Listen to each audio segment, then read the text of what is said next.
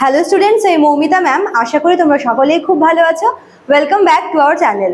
আজকে আমি তোমাদের সেকেন্ড সেমিস্টার মেজর ইংলিশ থেকে দেখো contribution of major writers to Elizabethan pros.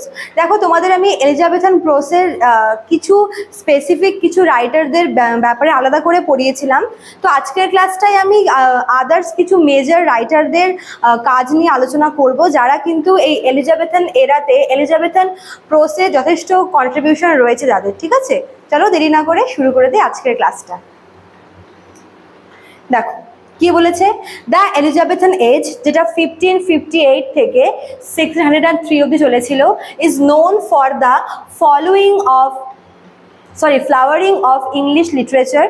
While poetry and drama reached great heights, prose writing also saw significant development. ঠিক আছে, দেখো এলিজাবেথান প্রোজে কিন্তু বিশেষ করে ড্রামা আর পোয়েট্রি এই দুটো কিন্তু বেশি পপুলারিটি পেয়েছিল। ঠিক আছে, এবং এর পাশাপাশি আমরা দেখব যে পোয়েট্রি এবং ড্রামার জন্য এলিজাবেথান এরা ইম্পর্টেন্ট ছিল, সিগনিফিকেন্ট ছিল।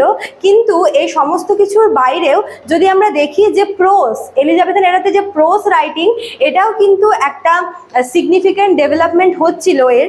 The writers of this period laid the foundation for modern English prose through their essay, history, travel writings and religious text. তো এই সময় যে সমস্ত প্রোস রাইটাররা ছিলেন তারা কিন্তু বিভিন্ন বিষয়ের ওপর প্রোস লিখতেন। তাদের বিষয়বস্তুগুলো ছিল হচ্ছে হিস্ট্রির ওপরে ছিল, ট্রাভেলের ওপরে ছিল এবং রিলিজিয়াস টেক্সট তারা কিন্তু লিখতো। ঠিক আছে, মানে যেখানে পোয়েট্রি এবং ড্রামা বেশি পপুলারিটি পাচ্ছিল সেখানে দাঁড়িয়ে প্রোজ রাইটাররাও কিন্তু তাদের লেখার মধ্যে, যা দেখো প্রোজ বলতে কিন্তু আমরা একটা ঢালা একটা হচ্ছে স্টেটমেন্ট বা ঢালা একটা ডেসক্রিপশন পাই। কিন্তু এই সময় প্রোজ রাইটাররা কী করেছিল, তারা ডিফারেন্ট টাইপের টপিকের ওপর কিন্তু প্রোজ লেখা শুরু করে, যার মধ্যে অন্যতম হচ্ছে যে হিস্ট্রি, ট্রাভেল রাইটিং এবং রিলিজিয়াস টেক্সট। ঠিক আছে, one of the most important prose writers of the Elizabethan period was sir Thomas More. Thomas More কিন্তু এই সময়কার একজন বিখ্যাত এবং ইম্পর্টেন্ট রাইটার, প্রোজ রাইটার ছিলেন। Though he lived slightly before Elizabeth's reign, his book Utopia, যেটা 1516 কিন্তু এই বইটা পাবলিশড হয়, had a big influence on later writers. ঠিক আছে, তিনি এলিজাবেথান এরার একটু আগে, মানে তার সময়কালটা ছিল হচ্ছে এলিজাবেথান পিরিয়ড শুরু হওয়ার আগে। তবুও তিনি এই সময়ে, মানে এই এলিজাবেথান এরা যখন শুরু হয় সেই সময় তিনি তার নিজের লেখা একটি বই পাবলিশ করে, যার নাম হচ্ছে ইউটোপিয়া, এবং এটা কিন্তু পরবর্তীকালে এলিজাবেথান রাইটারদের কিন্তু ইনফ্লুয়েন্স করেছিল। ঠিক আছে, ইট ওয়াজ রিটেন ইন ল্যাটিন, এটা ল্যাটিন ভাষায় লেখা হয়েছিল, and letter translated into English. প্রথমে এটার ভাষা ছিল হচ্ছে ল্যাটিন ভাষা, এবং পরবর্তীকালে সবার জন্য, সবাই যাতে এই বইটাকে ইজিলি অ্যাক্সেস করতে পারে তার জন্য কিন্তু ইংলিশে ট্রান্সলেট করা হয়েছিল। It describes an imaginary ideal society and discusses social and political issue. তো এই বইটার বিষয়বস্তু কি ছিল দেখো, এখানে একটা সোসাইটি, মানে একটা এমন একটা সমাজকে কল্পনা করা হয়েছিল এবং সেই সমাজের, মানে সেই সমাজ এবং সেখানকার যে পলিটিক্যাল ইস্যুগুলোকে তুলে ধরার চেষ্টা করেছিল। ঠিক আছে, More's ideas were deep and his clear style help shaped English prose. তো দেখতে গেলে যে এই যে থমাস মোর যে আছে, ইনি এলিজাবেথান, মানে এক্স্যাক্ট এলিজাবেথান এরার নয়, তিনি একটু আগের, মানে এলিজাবেথান পিরিয়ড শুরু হওয়ার আগের রাইটার।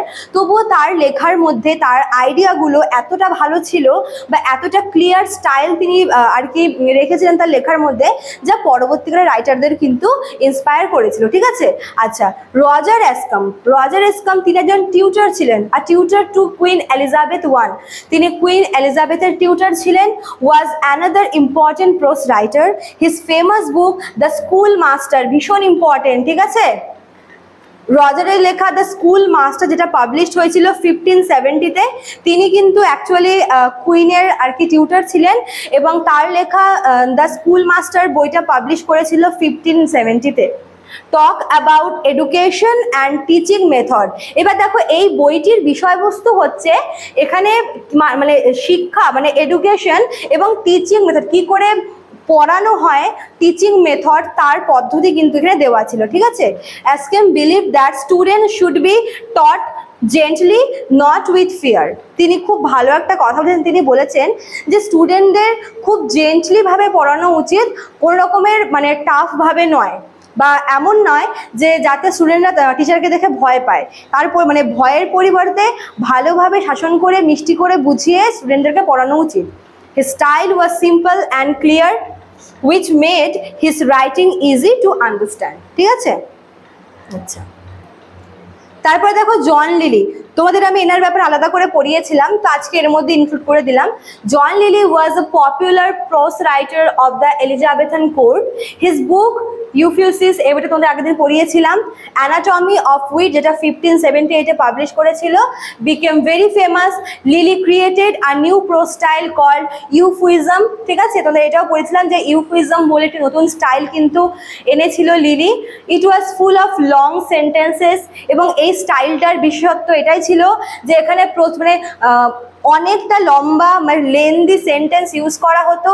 ব্যালেন্সড ফ্রেসেস, মানে এখানে সরল মানে সিম্পল আর কমপ্লেক্স দু রকমের সেন্টেন্সেরই আমরা ব্লেন্ডিং দেখতে পাবো। And heavy use of simile and classical references, এছাড়াও আমরা এখানে রিটরিক্যাল রেফারেন্সেস পাবো এবং ক্লাসিক্যাল রেফারেন্সেসও পাবো। ঠিক আছে, though in later become less popular, it influenced the writing style of the time।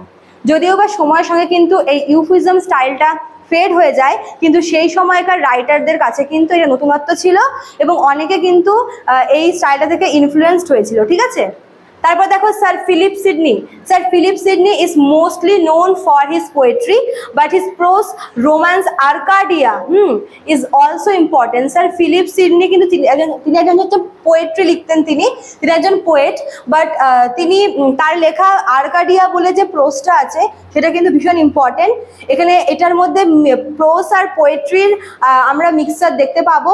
আদতে কিন্তু এটা প্রোস ছিল, বাট সেখানে পোয়েট্রি আর প্রোস দুটোরই কিন্তু আমরা মিক্সচার দেখতে পাবো। ঠিক আছে, আর এটা একটা রোম্যান্টিক গল্প, সেখানে রোম্যান্সের পাশাপাশি কিন্তু আমরা অ্যাডভেঞ্চারও দেখতে পাবো। Sidney's writing style is emotional and graceful, showing the richness of Elizabethan language। তারপর দেখো রিচার্ড হ্যাকলিউড।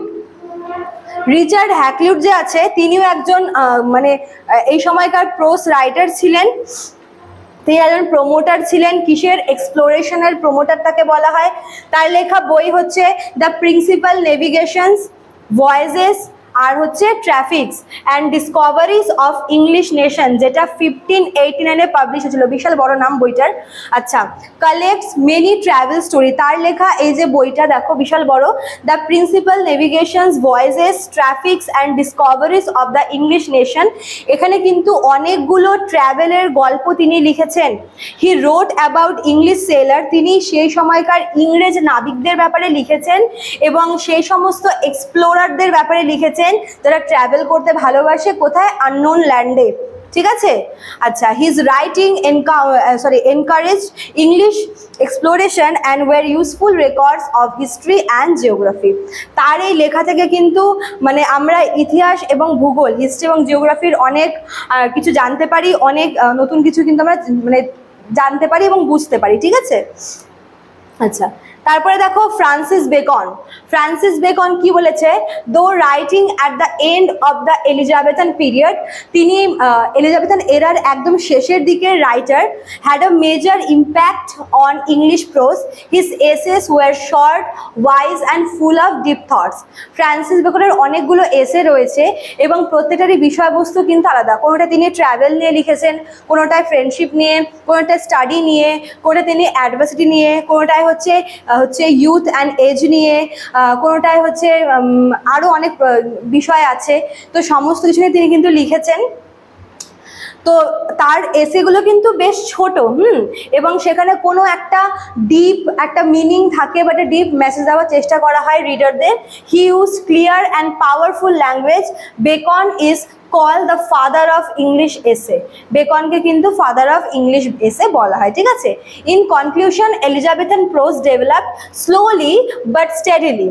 তো এলিজাবেথান প্রোজ কিন্তু খুব আস্তে আস্তে এবং একদম যাকে বলে স্টেডিলি কিন্তু এটা ডেভেলপমেন্ট হওয়া শুরু হয়।